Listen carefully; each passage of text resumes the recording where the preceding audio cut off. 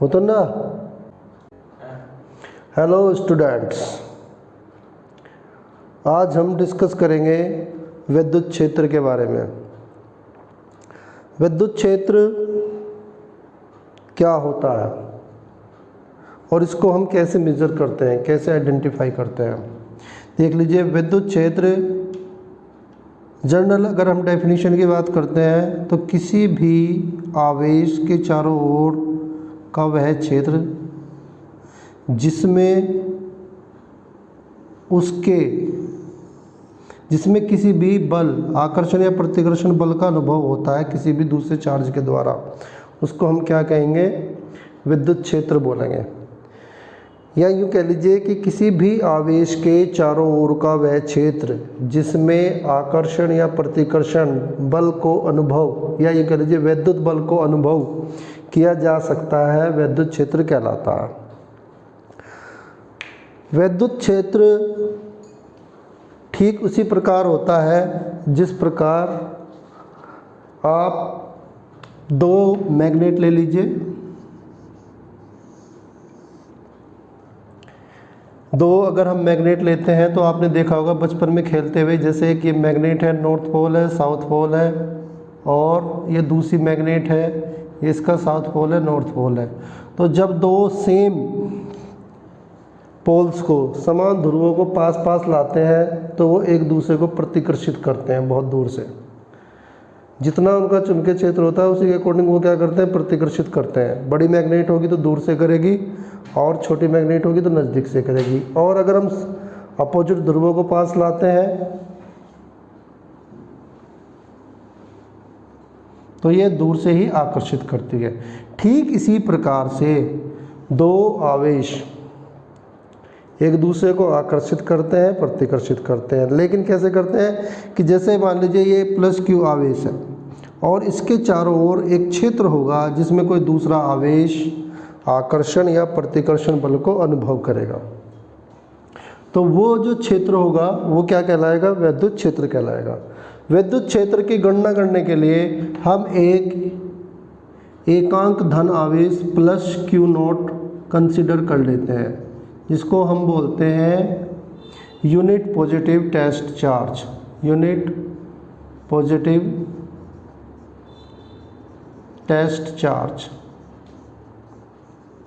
यानी कि इसको आप हिंदी में बोल सकते हैं एकांक धन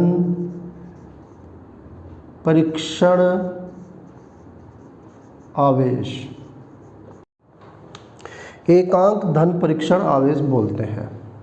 और ये माना जाता है कि इस परीक्षण आवेश, इसका नाम हमने परीक्षण आवेश इसलिए रखा है कि इसका अपना कोई विद्युत क्षेत्र नहीं होता, कोई विद्युत क्षेत्र नहीं होता। तो अगर इस परीक्षण आवेश को हम किसी भी चार्ज के चारों ओर किसी क्षेत्रफल में लेके आते हैं और जहाँ पर ये परीक्षण आवेश किसी बल का अनुभव करता है, चाहे वो आकर्षण का है चाहे वो प्रतिकर्षण का है, तो ये जो क्षेत्र होगा, जिस क्षेत्र में ये परीक्षण आवेश किसी बल को अनुभव कर रहा है, ये परीक्षण आवेश किसी बल को अनुभव कर रहा है, ये क्या कहलाएगा? विद्युत क्षेत्र कहलाएगा। विद्युत क्षेत्र एक सदिश राशि होती है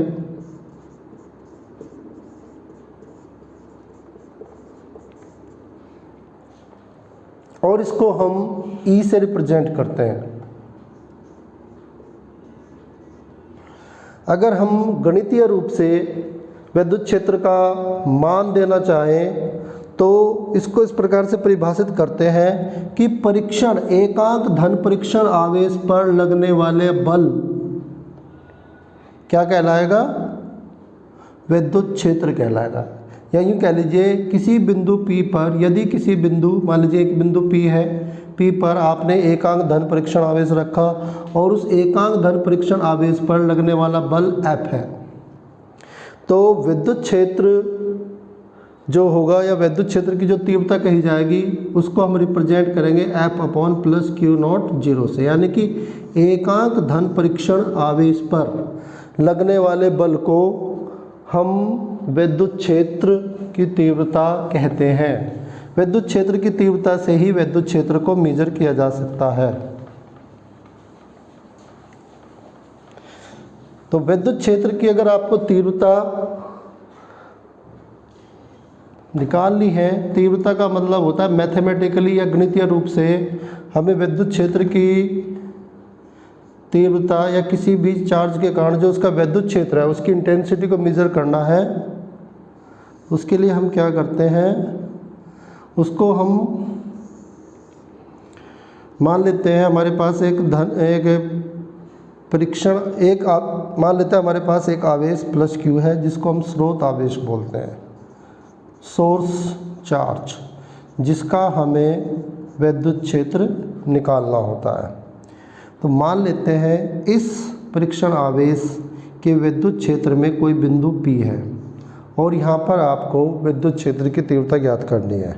तो यहाँ पर हम क्या करते हैं, एकांक धन परीक्षण आवेश unit positive test charge plus q zero यहाँ पर रख लेते हैं।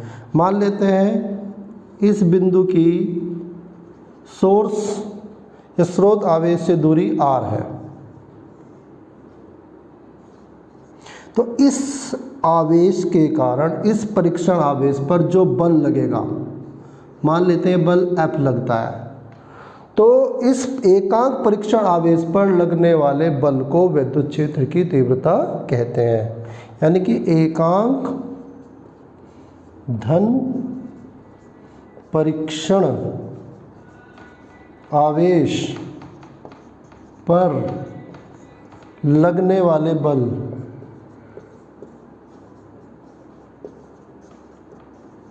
बल को विद्युत क्षेत्र की तीव्रता कहते हैं।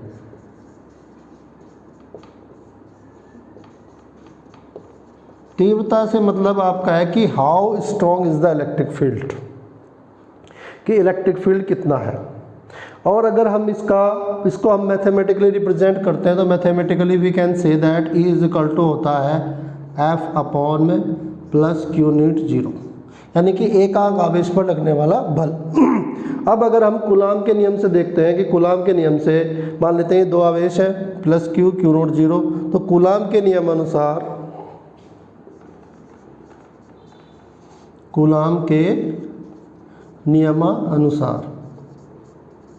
दो आवेशों के बीच लगने वाला बल F बराबर होता है 1/4 पाई एप्सिलॉन नॉट के इंटू में क्यू नॉट अपॉन में आर स्क्वायर। अगर दो आवेश Q1 Q2 है तो यहाँ पे आप Q1 Q2 लेंगे। के यहाँ पर क्या होता है, आवेशों के बीच जो माध्यम है उस माध्यम का प्रावैद्युतांक होता है। यहाँ पर हमने माना है, कंसिडर किया है कि आवेशों के बीच निर्वात है, तो निर्वात के लिए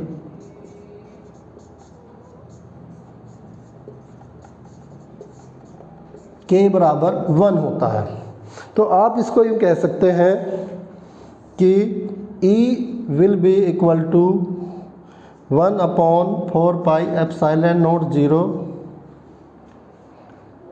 इंटू में क्यू नॉट अपॉन में आर स्क्वायर, और अपॉन में क्या आ जाएगा यहाँ पर क्यू नॉट से क्यू नॉट कैंसिल हो जाएगा। तो E will become 1/4 pi epsilon naught Q upon में आर स्क्वायर। ये हो जाएगा आपका विद्युत क्षेत्र। तो इस फॉर्मूले से आप कह सकते हैं, एक मिनट के लिए मैं यहाँ पर रफ कर देता हूँ ये,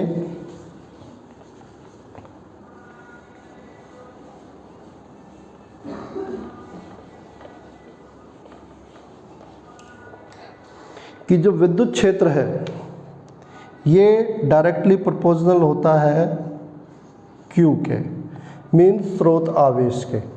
जिस आवेश के कारण आपको विद्युत क्षेत्र निकालना है तो उस आवेश का कितना मान है ये उस पर डिपेंड करेगा। Q का मान ज़्यादा होगा तो E भी ज़्यादा होगा, और अगर Q कम होगा तो E भी कम होगा। दूसरी चीज़ जो यहाँ से निकल के आती है, that is E is inversely proportional to the square of the distance, यानी कि आवेशों के बीच की जो दूरी है, ये आपका स्रोत आवेश था, ये आपका परीक्षण आवेश है, इनके बीच की दूरी r है, बिंदु P था, हमने बताया था इस पर लगने वाला फोर्स क्या है, F है। बिंदु P पर एक परीक्षण आवेश रखा है प्लस Q नॉट, तो इनके बीच की अगर डिस्टेंस r है तो ये क्या होता है, r के स्क्वायर के इन्वर्सली प्रोपोर्शनल होता है। इसको हम बोलते हैं inverse square law, inverse square law भी बोलते हैं। यानी कि जो विद्युत क्षेत्र की तीव्रता है, विद्युत क्षेत्र की तीव्रता एक वेक्टर क्वांटिटी होती है। ये दो बातों पर डिपेंड करती है कि जो स्रोत आवेश है जिसके लिए आप विद्युत क्षेत्र निकालना चाह रहे हैं वो कितना स्ट्रॉन्ग है, दूसरी जिस बिंदु पर, जिस पॉइंट पर आप विद्युत क्षेत्र की तीव्रता निकालना चाह रहे हैं वो मूल आवेश से, स्रोत आवेश से कितनी दूरी पर है। अगर दूरी ज़्यादा होगी विद्युत क्षेत्र की तीव्रता कम होगी, और अगर दूरी कम होगी तो विद्युत क्षेत्र की तीव्रता ज़्यादा होगी। इसको अगर हम एक ग्राफ के द्वारा प्रदर्शित करें, एक्स एक्सिस पे हम ले लेते हैं डिस्टेंस, और यहाँ पर ले लेते हैं हम E, तो इनके बीच में जो रिलेशन होता है वो इस तरीके से आता है। ये एक C की शेप में ग्राफ बोलते हैं इसको हम।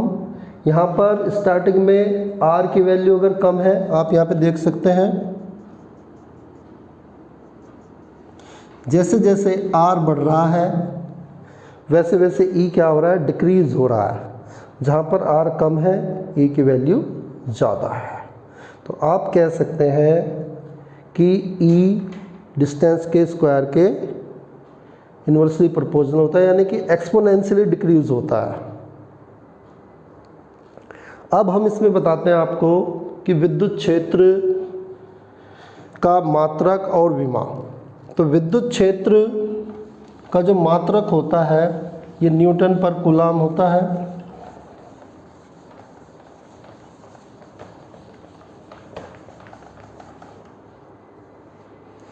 विद्युत क्षेत्र का मात्रक,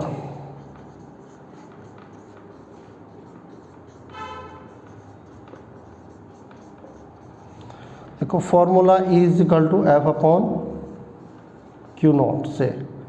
F का जो मात्रक होता है न्यूटन, और आवेश का होता है कूलाम। तो जिसका मात्रक होगा विद्युत क्षेत्र का न्यूटन पर कूलाम हो जाएगा। ये एक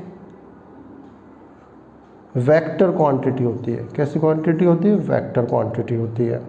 और इसका एक दूसरा मात्रक भी होता है वोल्ट पर मीटर, जो कि जब हम विभवांतर पढ़ाएंगे तब आपको ये पता चलेगा। E is equal to V upon Q भी आ जाएगा। फिलहाल आप इसको इतना समझ लीजिए कि इसका जो मात्रक होता है न्यूटन पर कूलाम। अगर इसका आपको बीमीय सूत्र निकालना पड़ जाए, एग्जाम में पूछा जा सकता है 1 मार्क्स में 1 नंबर में कि बीमीय सूत्र क्या होता है। तो बीमीय सूत्र निकालने के लिए आप क्या करेंगे,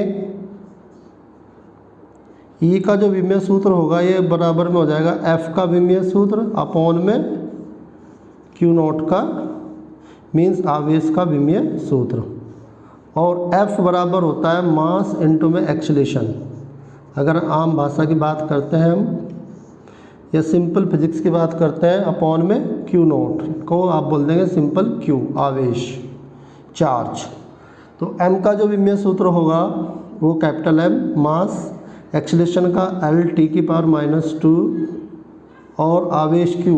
आपने पढ़ा होगा स्कूल में कि जो करंट होता है I इक्वल टू में होता है Q अपॉन T। तो यहाँ से Q इक्वल टू हो जाएगा I इंटू में T। Q मीन्स कूलाम बराबर हो जाएगा एम्पियर इंटू में टाइम। तो यहाँ से आप A इंटू T, यहाँ पर Q का विमीय सूत्र लिख सकते हैं। इनको ऊपर की ओर ले जाइए तो हो जाएगा m l t की पावर -3 a की पावर -1। कंपटीशन में भी और बोर्ड एग्जाम में भी कई बार इनमें सूत्र पूछ लिया जाता है ऑब्जेक्टिव टाइप के क्वेश्चन में 1 मार्क्स में, जो कि एक बहुत इंपॉर्टेंट चीज़ है।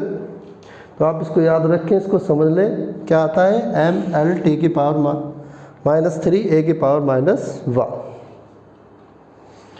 तो आज के लिए इतना ही। इसके बाद हम इस पर कुछ न्यूमेरिकल्स करेंगे ताकि आपको ये टॉपिक अच्छे से क्लियर हो जाए। Thank you very much.